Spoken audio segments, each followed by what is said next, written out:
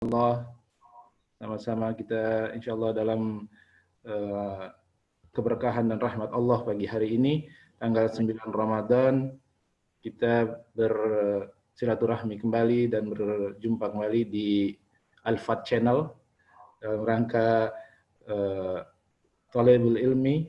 Pada hari Sabtu ini masih melanjutkan kitab yang pekan sebelumnya, yaitu kitab Fiqh Sunnah karya Syekh Said Sabiq. Pada hari ini kita akan mengangkat tema mengenal pembagian najis dan hukumnya dalam perspektif fikih. Masih bersama guru kita Ustadz Hamdan Hasan. Alhamdulillah beliau masih dapat meluangkan waktu untuk memberikan kajiannya pada hari ini. Salawat serta salam tak lupa marilah kita selalu sampaikan kepada junjungan kita Nabi besar Muhammad sallallahu alaihi wasallam beserta para sahabatnya, keluarganya, dan insya Allah kita umatnya yang istiqomah hingga akhir zaman nanti, insya Allah, amin. Sebelum mulai, pada baiknya kita menyegarkan lagi yang pekan lalu sudah ada pembagian dibahas sebelumnya tentang najis, dan pada hari ini adalah melanjutkan dari pembahasan pekan lalu. Untuk itu kepada Ustadz Hamdan Hasan MAG kami persilakan. Tafadhol Maskur. Baik, bismillahirrahmanirrahim. Assalamualaikum warahmatullahi wabarakatuh. Alhamdulillahirabbil alamin. Wa bihi nasta'inu ala umuri dunya waddin. Wassalatu wassalamu ala nabiyyinal karim. Asyhadu an la ilaha illallah wa asyhadu anna Muhammadan abduhu wa rasuluh alladzi la nabiyya ba'dah. Pertama-tama kita panjatkan dan kita ucapkan rasa syukur kita kepada Allah Subhanahu wa taala pada puasa hari ini. Kita berharap agar virus corona semakin dikurangi dan diangkat oleh Allah sehingga kita beraktivitas bagaimana biasanya. Dan patut kita bersyukur Allah masih memberikan kita kesehatan meskipun kegiatan kita cuma di rumah. Kita berharap sampai selesai bulan Ramadan semua Masjid Al-Fat dan seluruhnya kaum muslimin dan muslimat semuanya dalam keadaan sehat walafiat. Kemudian salawat serta salam senantiasa kita panjatkan buat Nabi besar kita Muhammad sallallahu alaihi wasallam. Kita juga berharap kelak di hari kiamat beliau memberikan syafaat kepada kita semuanya. Amin ya rabbal alamin. Jamaah Masjid Al-Fat yang saya hormati dan insya Allah kita semuanya dirahmati oleh Allah Subhanahu wa taala. Kita melanjutkan tema kita yang kemarin, yaitu sempat terputus karena habisnya waktu. Hari ini mungkin kita singkat-singkat saja, dan setelah itu kita akan tanya jawab atau diskusi atau sharing.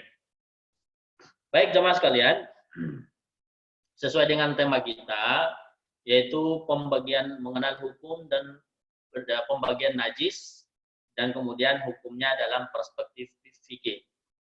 Nah, waktu minggu yang lalu kita sudah sedikit mengkaji apa saja sih yang dianggap najis, dan kemudian najis yang kayak bagaimana yang dikecualikan, yang kemudian hukumnya dianggap tidak najis.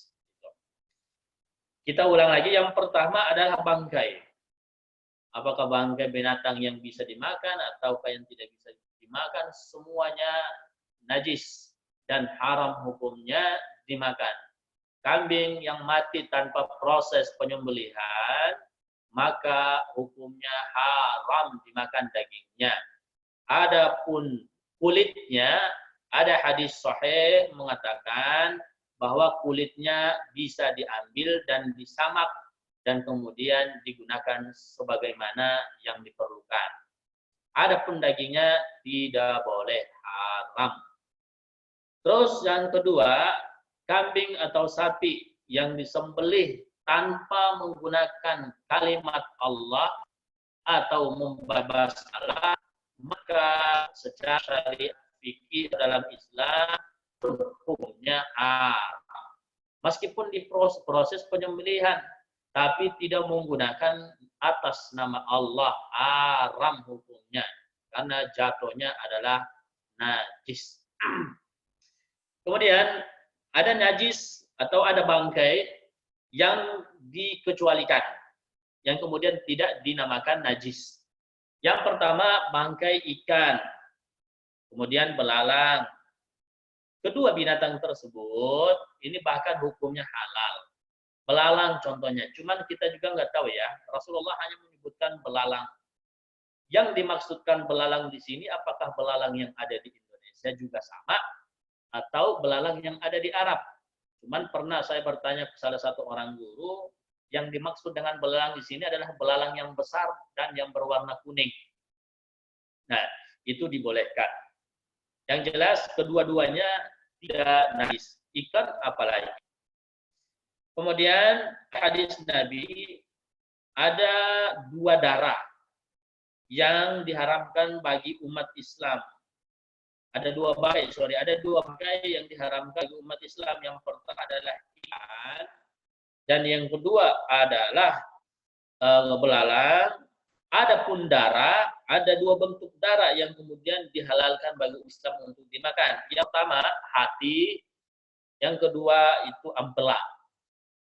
Itu boleh dimakan. Dulu di zaman Bani Israel itu ampela kemudian hati itu nggak bisa dimakan, haram bagi mereka. Bahkan lemaknya pun haram bagi mereka. Datang Islam, kita dimudahkan, semuanya bisa dimakan. Asal jangan kotorannya yang dimakan. Kemudian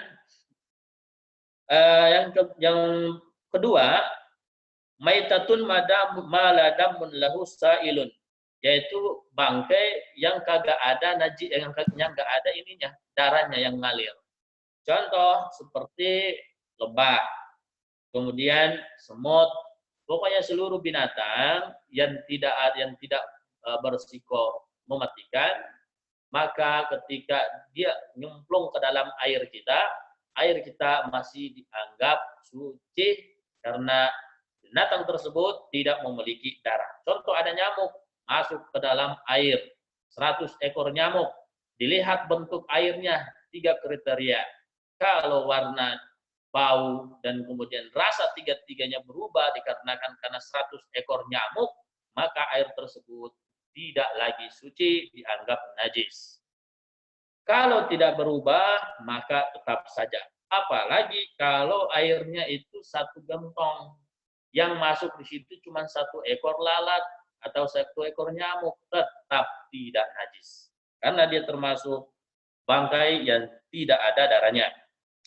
Tetapi menurut madhab Asy-Syafi'i, menurut Imam Syafi'i, dan ini sangat masyhur di kalangan beliau, bahwasanya yang dinamakan semut, nyamuk, lalat, meskipun nggak ada darah yang ngalirnya, tetap dia dianggap najis. Makanya kalau ada lalat atau nyamuk yang masuk ke dalam kopi, itu hendaklah ditumpah ganti kopi yang baru, menurut Imam Asy-Syafi'i.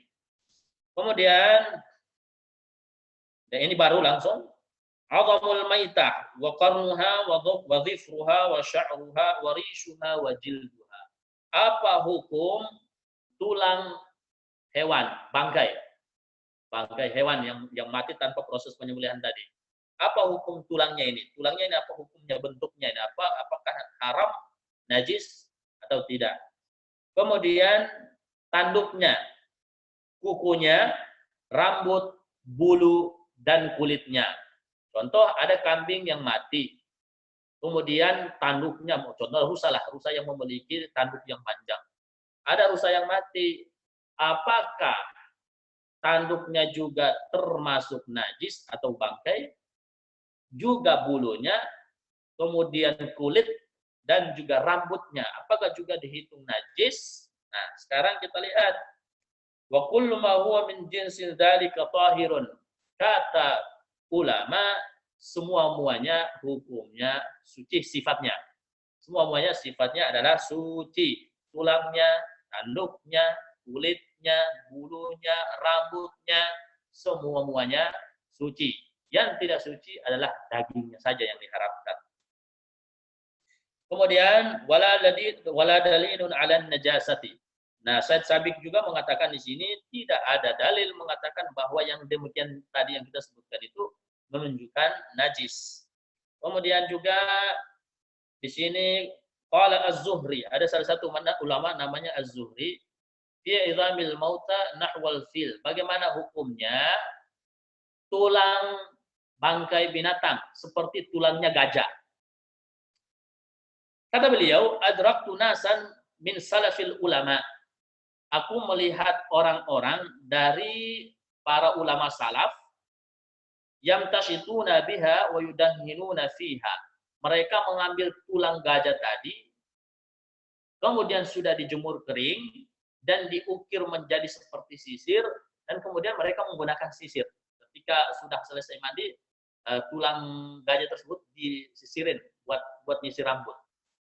Dan ini dilakukan oleh para ulama salaf. Ini dan kemudian hal ini diamati langsung oleh salah satu ulama namanya Az-Zuhri tadi. La yarawna bihi ba'san. Mereka menganggap ini tidak apa-apa. Berarti dari dalil ini bahwasanya tulang bangkai yang sudah dijemur, yang saat itu dijadikan sisir untuk rambut, itu tidak najis. Oke, kita lanjut ke yang kedua. Adam, apa hukumnya darah? Najiskah atau tidak najis? Dijelaskan sawa'un kana damman masfuhan ay masbuban. Apakah darah yang mengalir atau darah yang jatuh ke tubuh atau darah yang jatuh ke baju atau ke tangan lah. Kadam milladhi yajri minal madbuhi, seperti darah yang mengalir ketika hewan dipotong. Au damun haidun, au dam haidin, atau darah haid. Illa annahu yu'fa 'anil yasiri minhu. Seluruhnya itu tadi hukumnya adalah sifatnya adalah najis kecuali hanya yang sedikit. Itulah yang dimaafkan. 1 tetes, 2 tetes. Tiba-tiba lagi sholat ada nyamuk begigit di pipi, sampai kenyang. Dipukul, cek, kan? Otomatis itu darah pecah di sini. Apakah najis dan kemudian membatalkan sholat atau tidak? Maka menurut Syekh Said Sabiq dan kemudian mengutip dalil yang ada di sini, darah dimaafkan jika hanya 1 tetes, 2 tetes saja yang menempel dan tidak najis dan juga tidak membatalkan sholat. Makanya bapak-bapak nanti kalau sholat ada nyamuk nih nempel di pipi, sampai kenyang, dipukul, keluar darah di sini. Nah, menurut mazhab ini itu tidak membatalkan karena cuma sedikit. Andaikan banyak, ketika dipukul nyamuk semua dari sini darah semuanya. Itu sudah dianggap najis dan membatalkan sholat. Kemudian fa'anid Juraij fi qaulihi ta'ala au damam masfuha. Nah, yang dimaksud dengan darah yang membatalkan di sini adalah darah yang mengalir banyak. Tapi kalau cuma 1 tetes tidak ya tadi ya. Kemudian wala ba'sa bima kana fil uruqi minha. Kemudian innama naha 'anid dammil masfur. Akhrajahu Abdul Muhammad wa Abu Shaykh wa Aisyah kunna na'kulul lahma wad damu khututun 'ala qidri. Ada salah satu hadis bahwasanya Nabi SAW dan para sahabat pernah memakan daging yang kemudian darah itu ada sebahagian darah masih menempel di kidir. Kidir itu di kuali. Dan kemudian bercampur sedikit dengan daging. Artinya darahnya nggak banyak, darahnya cuma setetes 2 tetes. Itu tidak apa-apa. Tidak kemudian tidak dianggap najis. Kalau cuma sedikit. Kemudian ada hadis Nabi, wa kana Abu Hurairah radhiyallahu anhu la yara ba'san bil qatrati wal qatrataini fi salati. Hadis dari Abu Hurairah radhiyallahu anhu la yara ba'san bil qatrah. Beliau mengatakan tidak apa-apa kalau darahnya cuma 1 tetes atau 2 tetes ketika nempel ketika sedang melaksanakan salat. Wa amma dammul baragis, bagaimana hukumnya kita punya jerawat di wajah? Biasanya anak muda punya jerawat di wajah ya, semisal bisul gede gitu kan. Pas dipencet keluar darah. Apa hukumnya? Wa ma yatarashsha minad damamil fa innahu yufa anhu li hadhihi al-athar. Maka yang punya jerawat kemudian dipecahin keluar darah itu tidak dianggap najis, bahkan dimaafkan dan sholatnya sah.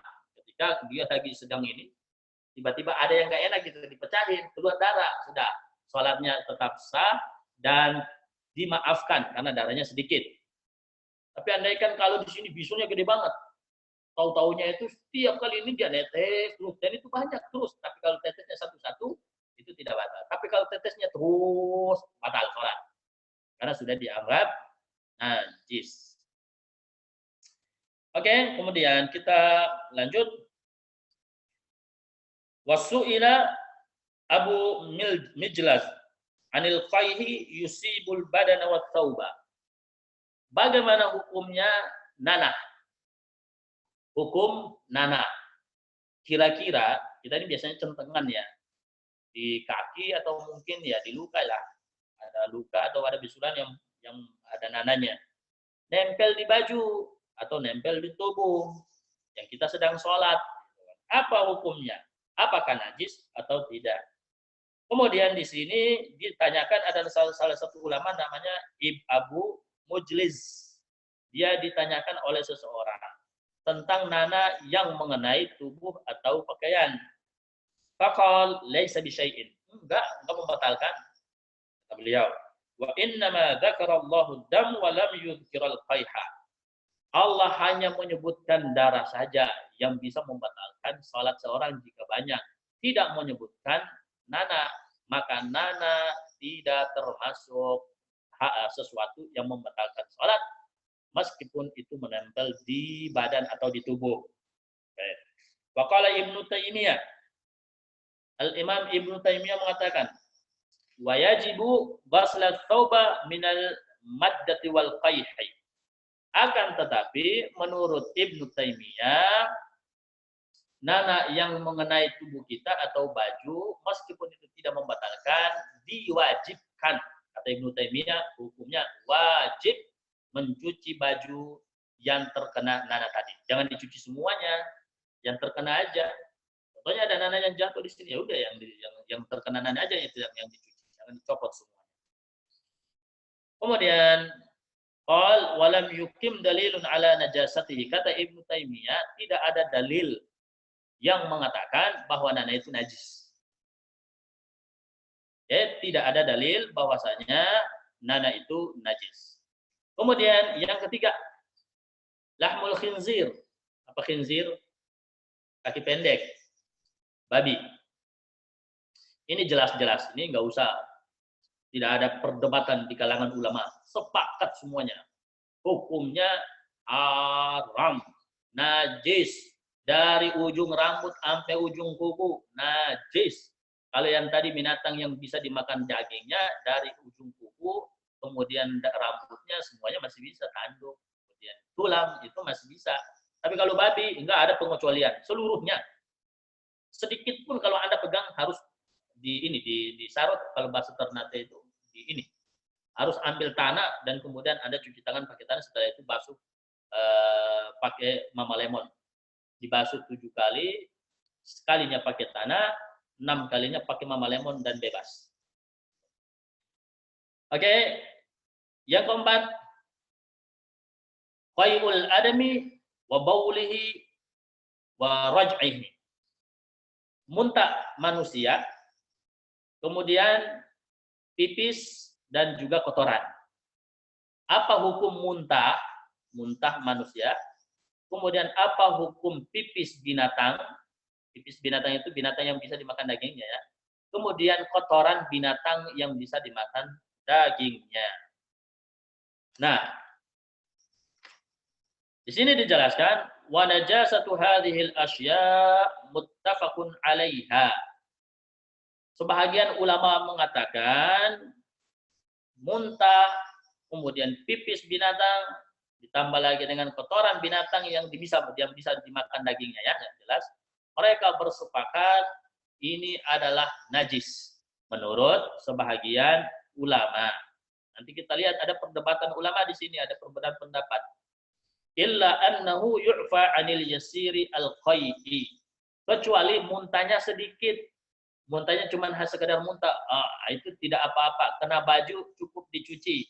Tapi kalau muntahnya banyak, sampai basah sebahagian baju, maka bajunya dicopot, dicuci karena sudah termasuk terkena najis.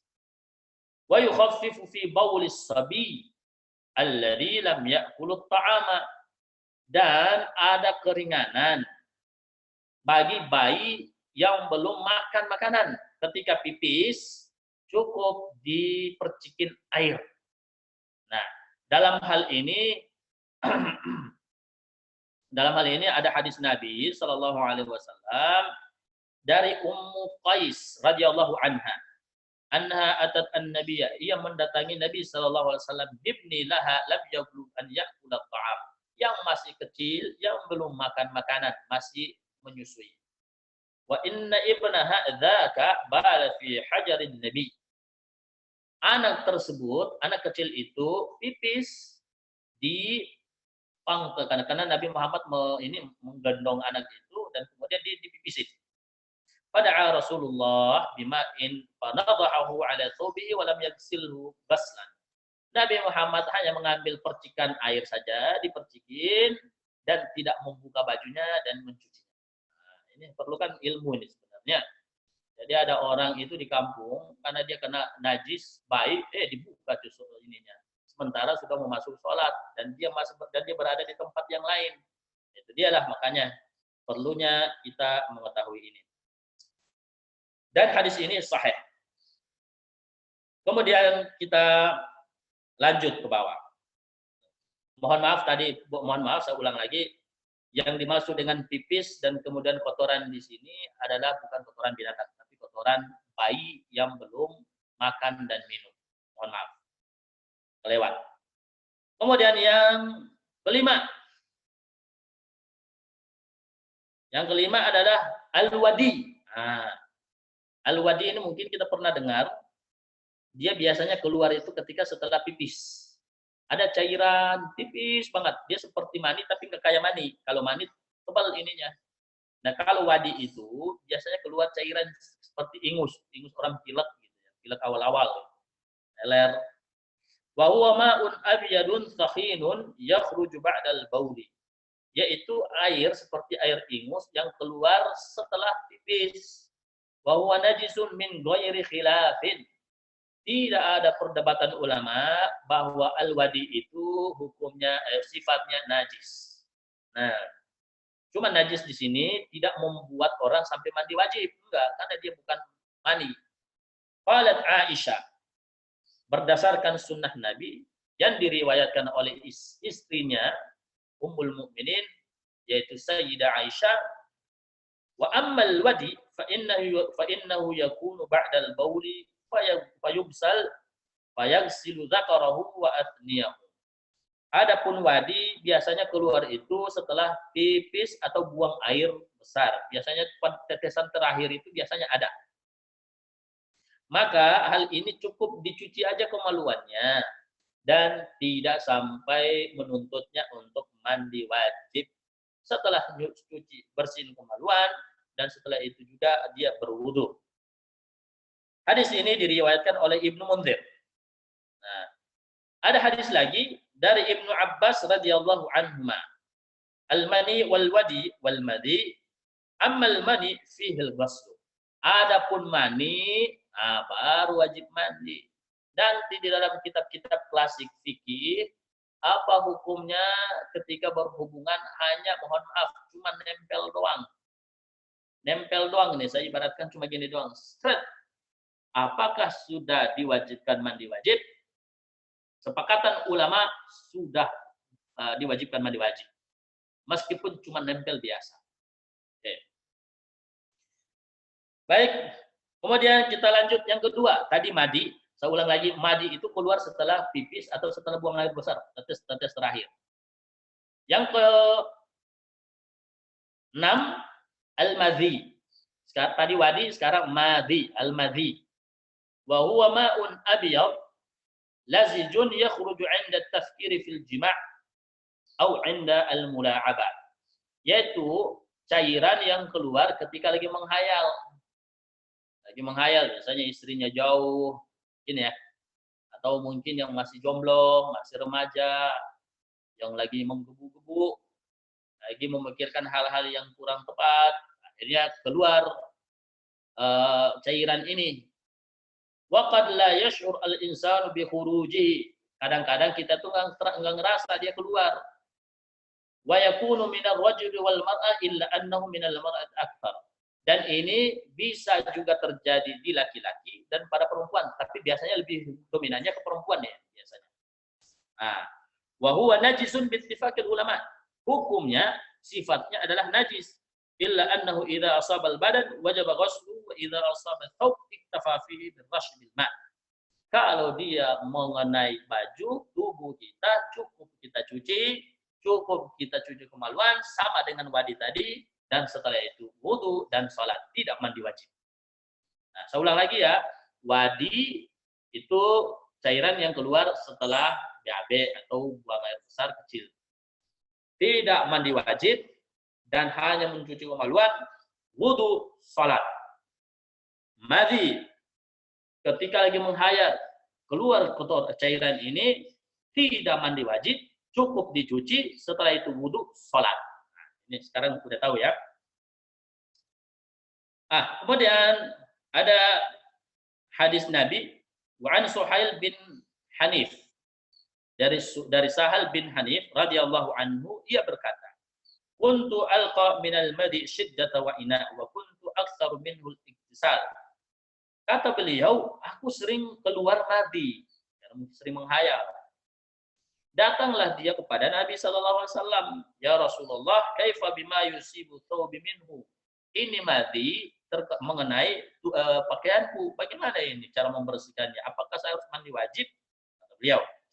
Kata Nabi, Nabi sallallahu alaihi wasallam bersabda, yakfika an ta'khudha kaffan min ma' fa tandahu bihi thawbaka haitsu tara annahu qad asaba minhu. Enggak, kamu ambil air kemudian dicuci di mana baju itu terkena madi tadi. Itu yang ke-6. Yang ke-7, mani sekarang. Nah, mani. Ingat, ini kita masih bagian-bagian najis ya. Bagian-bagian najis, tadi kita sudah sebutin, tetapi ada pengecualian tadi binatang-binatang tadi. Kemudian juga madi itu juga dianggap najis. Cuman tidak sampai mau mandi wajib. Itu madi sama wadi. Sekarang kita lihat mani. Sudah, kalau mani ini tidak perlu dijelaskan. Kalau keluar udah otomatis mandi wajib, beda madi sama madi. Cuma di sini ada perbedaan hukum di sini.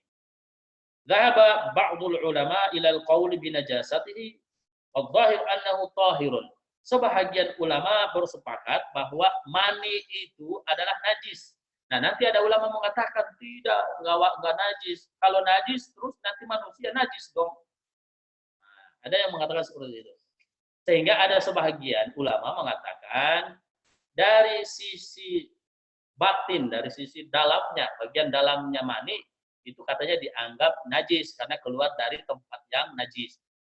Maka dia dari sisi mani najis, tetapi tidak najis ketika sudah menjadi keturunan atau janin. Nah, cuman ada sebagian ulama lagi mengatakan enggak najis. Wa zahiru annahu tahirun. Kata ulama, enggak, dia najis, bersih. Cuman masalahnya ketika ini yang keluar, kita disuruh mandi wajib. Itu saja. Nah, kemudian kalau dia najis, berarti seluruh keturunan manusia juga ikut najis. Tidak demikian. Walakinna yustahabbu ghuslu idza kana ratban. Nah, contohnya ini, ada mani yang nempel di baju. Ada mani yang nempel di baju. Jika maninya masih basah, cukup dicuci. Wa farraqahu idza kana yabisan. Jika maninya yang nempel di baju itu udah kering, maka cukup dikerik-kerik, dihilangin tanpa dicuci. Dan baju yang terkena najis tadi, terkena mani tadi bisa dipakai. Contoh kita punya baju yang terkena najis, terkena mani di situ, masih basah, ada sedikit, cukup diambil dan kemudian diambil air dicuci sampai maninya hilang. Baju tersebut sudah boleh dipakai. Dan yang kedua, jika maninya kering, tidak usah pakai dicuci, diambil silet atau apa saja, kemudian dikerik, hilangin. Selesai, sudah baju yang tadi sudah bisa dipakai. Oke. Ya, yang sekarang kita masuk ke pembahasan yang ke bagian yang ke-7. Baulun wa rawthun ma la yukalu lahmuhu. Ya, ini kita sampai di sini. Pipis, kotoran hewan yang bisa dimakan dagingnya. Seperti sapi, onta, kemudian juga kambing. Apa hukum kotoran kambing? Apa hukumnya pipis kambing dan juga tahi kambing? Nah, atau seluruh binatang yang bisa dimakannya. Apa hukumnya? Ada sebahagian ulama mengatakan seperti ini. Wa huma najisan. Pipis, kemudian kotoran kambing, seluruh binatang yang bisa dimakan dagingnya adalah najis. Di hadis Ibnu Mas'ud radhiyallahu anhu, berdasarkan hadis dari Ibnu Mas'ud radhiyallahu anhu, qala atan nabiyya sallallahu alaihi wasallam al-gha'ir. Nabi sallallahu alaihi wasallam buang air besar. Fa amarni an atiyahu bi thalathati ahjarin. Nah, Ibnu Mas'ud ini diperintahkan Nabi untuk mencari 3 buah batu untuk beristinja. Fa wajadtu hajaraini, tapi aku dapati cuma 2 batu doang. Wal tamastu tsalits falam ajid. Aku mencari 1 buah batu lagi untuk genapin 3, tapi enggak ada. Fa akhadtu rawsatan fa ataituhu biha. Tiba-tiba aku mendapatkan kotoran onta, kemudian aku mengambil kotoran onta itu untuk ngasih ke Nabi.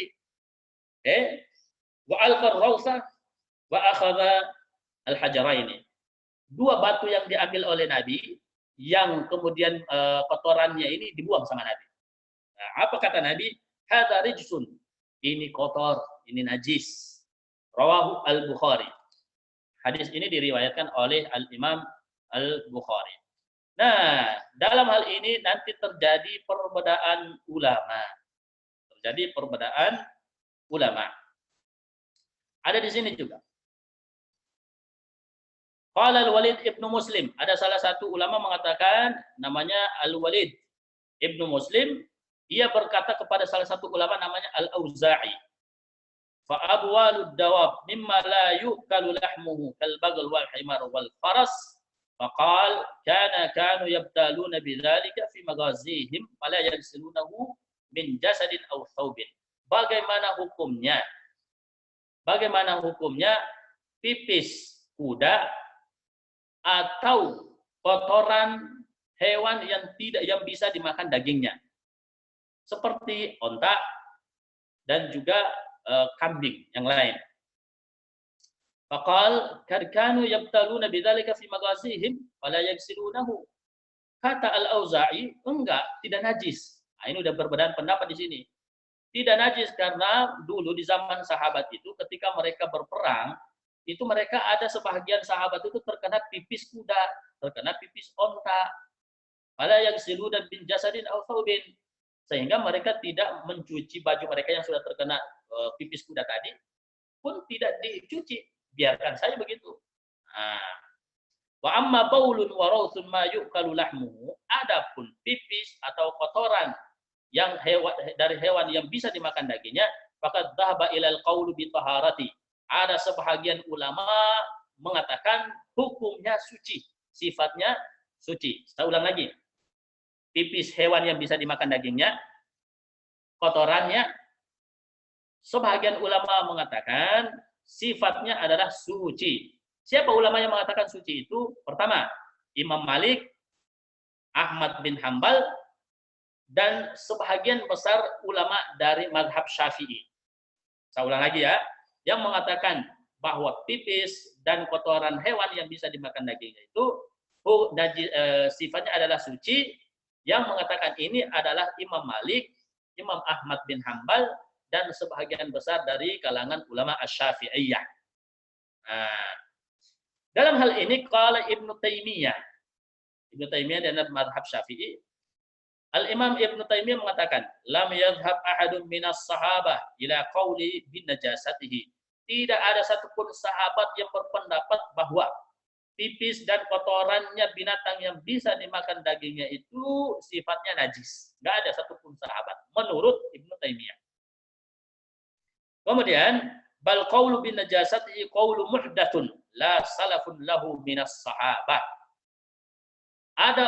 Adapun ulama yang mengatakan bahwa kotoran dan pipisnya binatang yang bisa dimakan tadi, yang mengatakan hukum sifatnya najis itu, kata beliau muhdatsun, itu pendapat yang baru, la salafun minas sahabah, enggak ada contoh dari sahabat, kata Ibnu Taimiyah.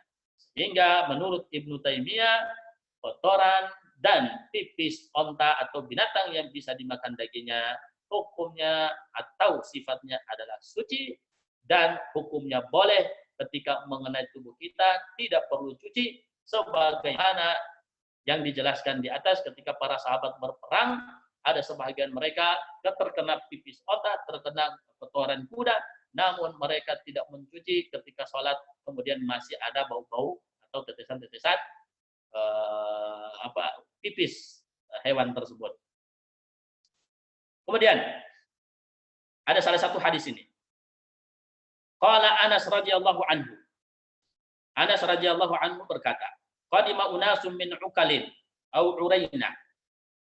Ada sekelompok orang bersama Nabi sallallahu alaihi wasallam. Mereka masuk ke salah satu daerah kota yang namanya Ukal atau Uraina. Fajtabu al-Madinah. Mohon maaf, ada sekelompok orang bersama Nabi sallallahu alaihi wasallam datang ke Madinah. Fajtabu al-Madinah, sementara udara yang ada di Madinah itu dingin banget. Fa amarahum Nabi sallallahu alaihi wasallam bi liqa'in wa an yashrab min abwaliha wa albaniha. Kemudian Nabi sallallahu alaihi wasallam memerintahkan untuk meminum susu dari binatang yang bisa dimakan dagingnya tadi, dan juga meminum pipisnya binatang tadi. Nah, sini kita dapatin ya, ada beberapa tahun lalu itu saya sempat lihat, ada beberapa ustadz yang umroh itu, saya lihat videonya, ada yang minum pipis onta.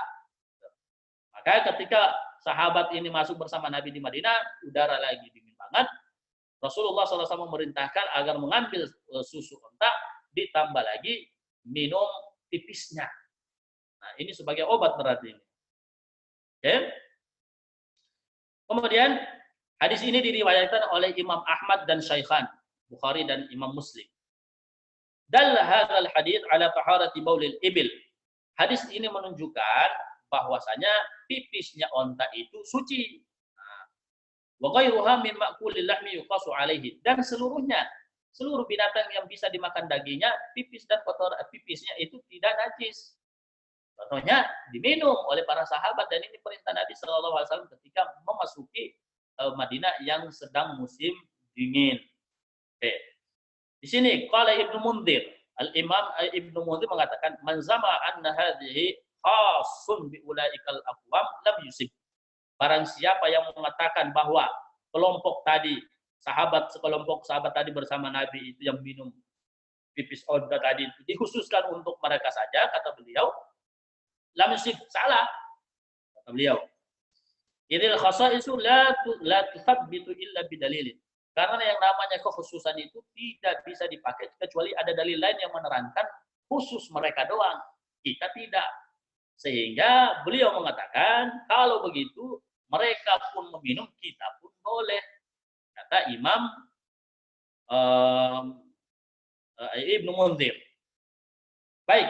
Wa fi tarki ahli al-ilm bimai ab'aril ghanam fi aswaqi wa isti'mal abwabil ibl fi adawiyatihim qadiman wa hadithan min ghairi nakirin. Tidak lagi dipungkiri, kata Ibnu Mundzir, tidak lagi dipungkiri bahwa pipis onta itu dijadikan sebagai obat dan digunakan di waktu dulu dan di waktu sekarang.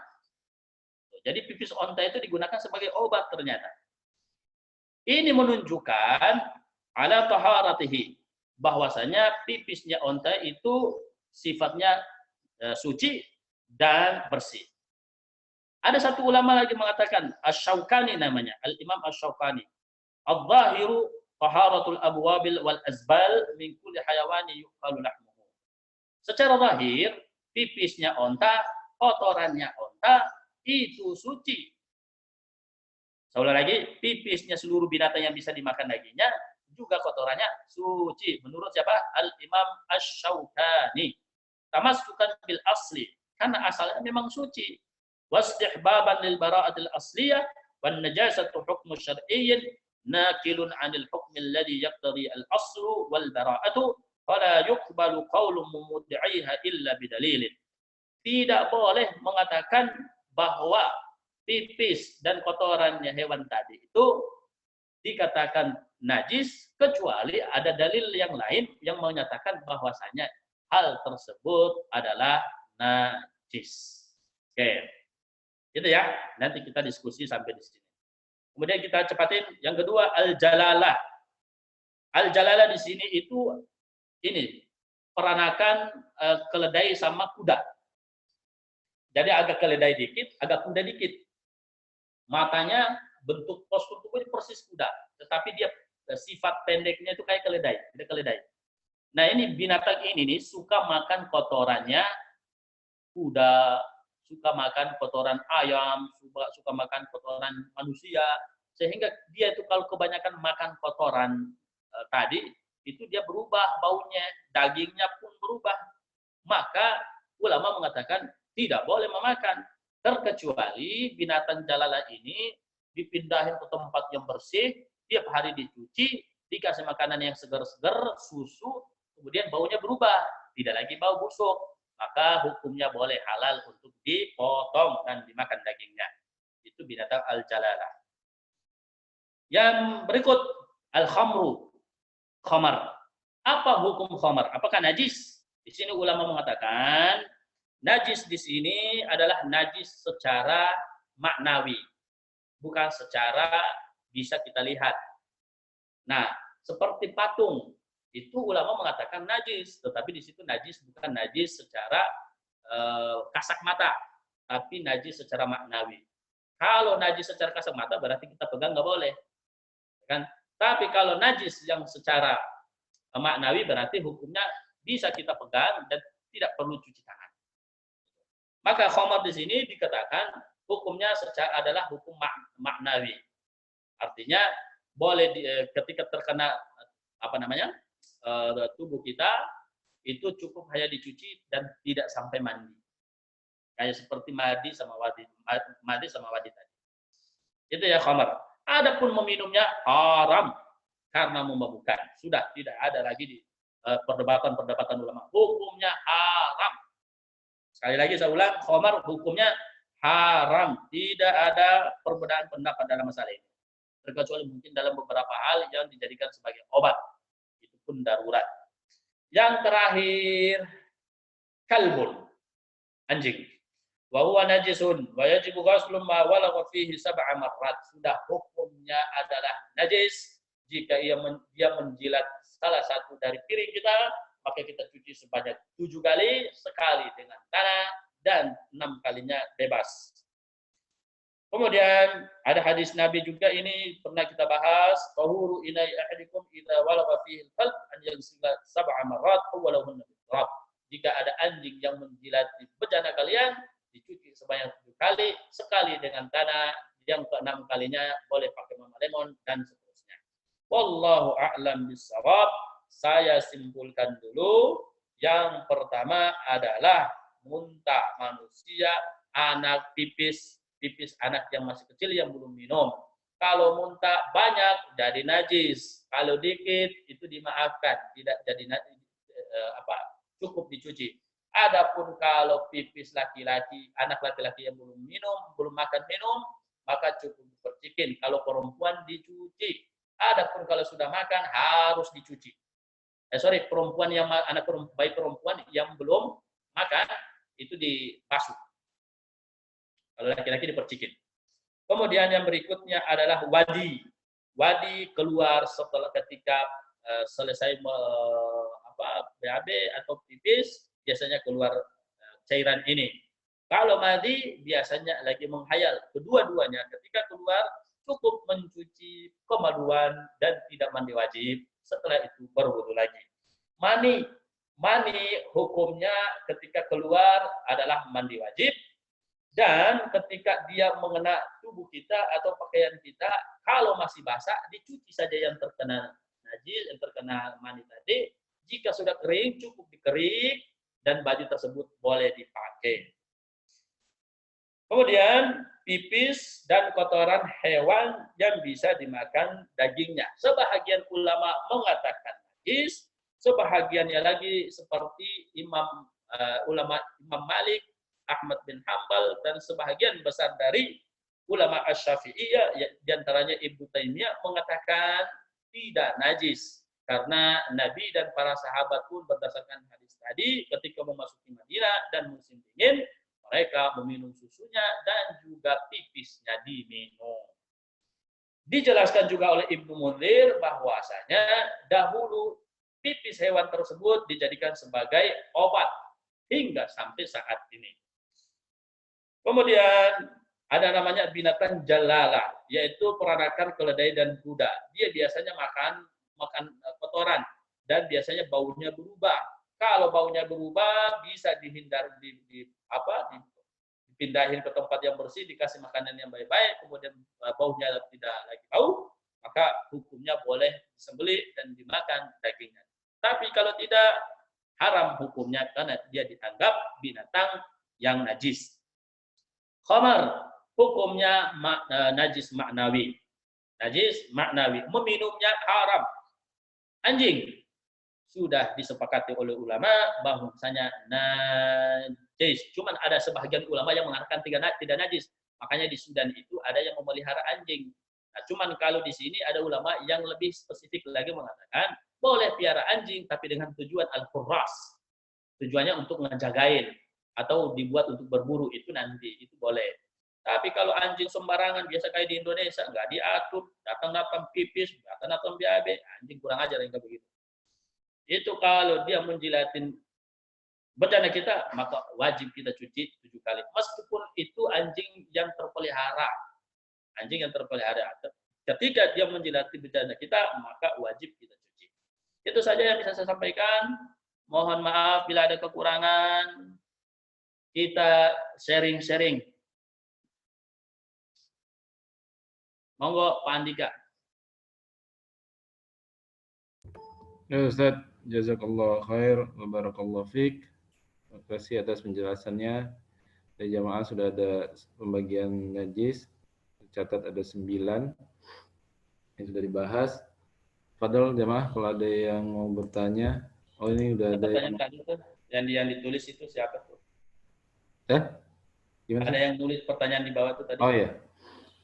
Ini Assalamualaikum Ustaz dari Pak Dolar.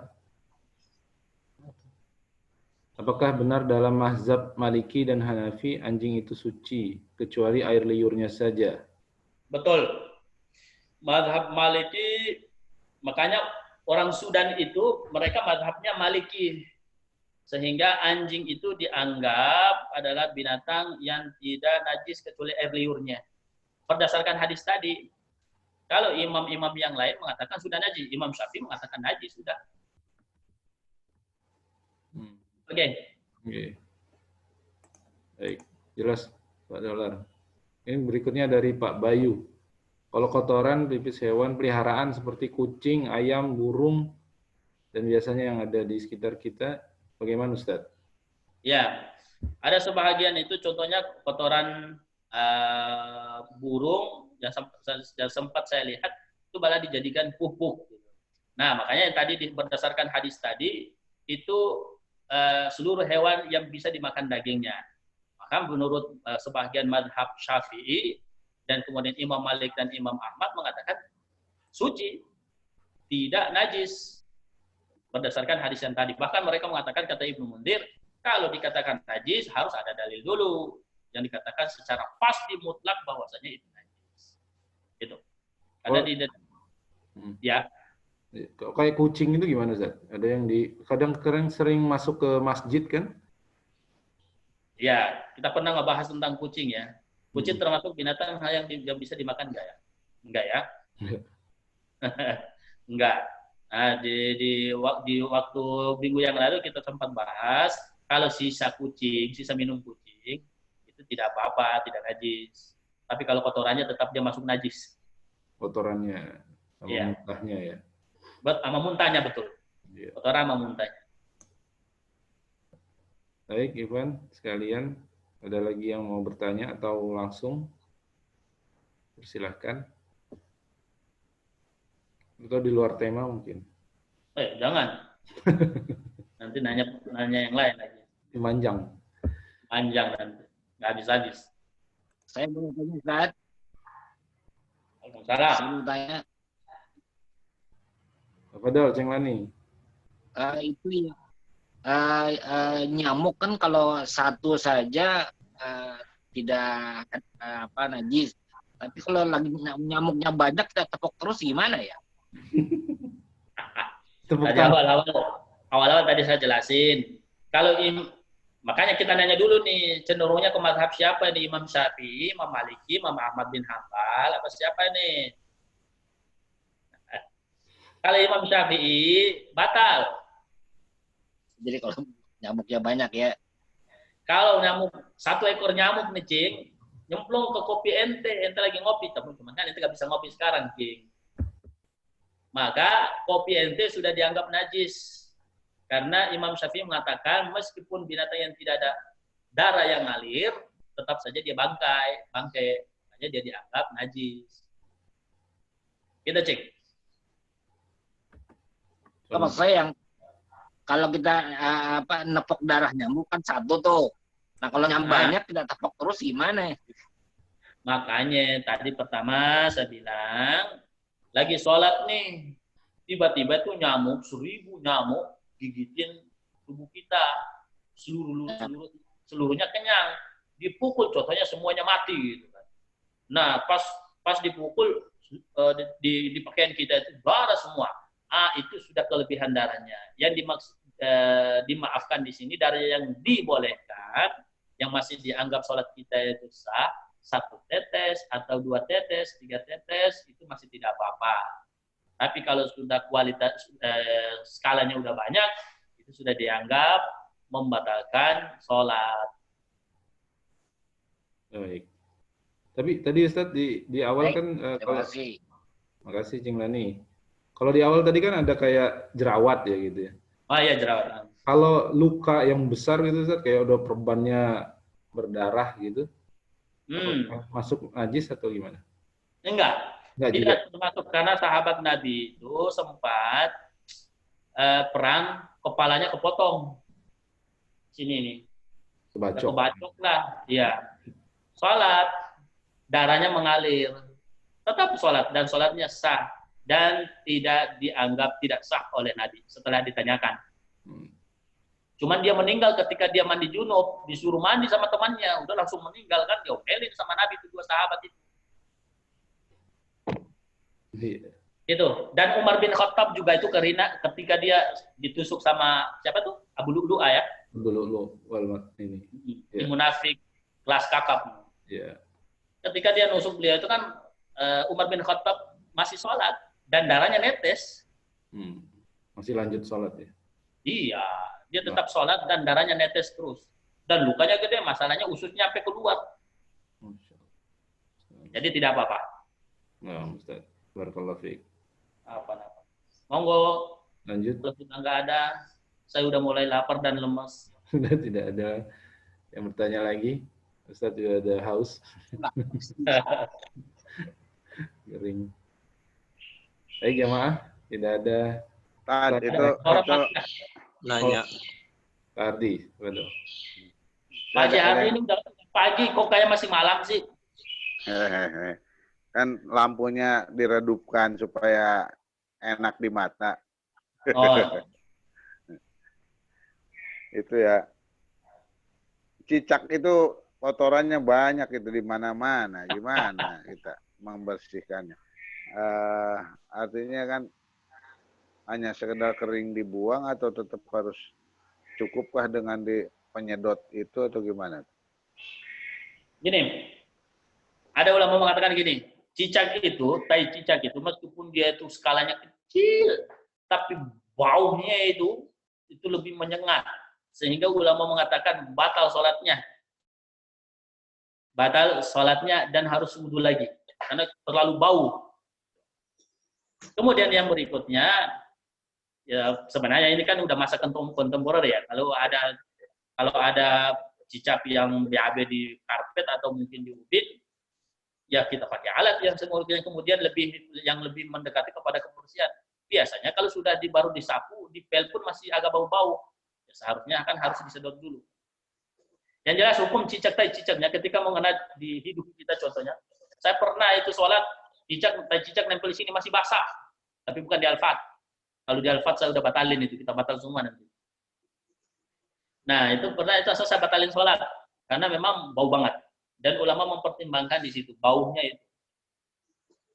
Itu tai cicak. Meskipun kecil, tapi batal. Tapi kalau tai cicaknya udah kering, tidak apa-apa. Karena dia udah nggak ini. Kalau tai cicaknya udah kering berarti. Ya. Ustadz nanya. Ya, Pak Marzuki. Siapa tuh? Gus Juki. Ya, itu ya masalah janin atau anak yang belum lahir terus induknya udah keburu kepotong itu. Apanya? Itu katanya ada anak telur ayam kan ada itu suka di sate itu.